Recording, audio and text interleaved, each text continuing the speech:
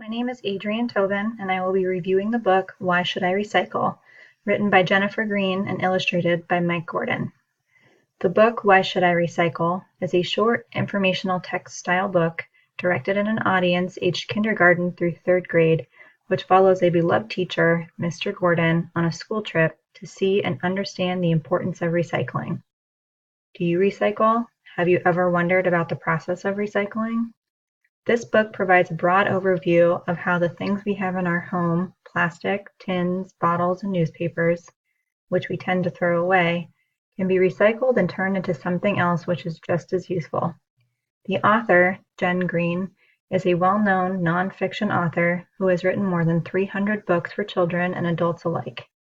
After spending around 15 years in publishing, Green became a full-time writer. She writes on a broad array of subjects, including art, animals, and natural history.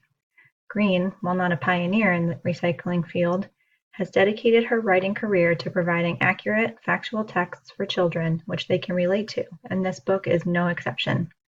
The book covers the subject of recycling in a manner in which it is more understandable and relatable to children in younger grades.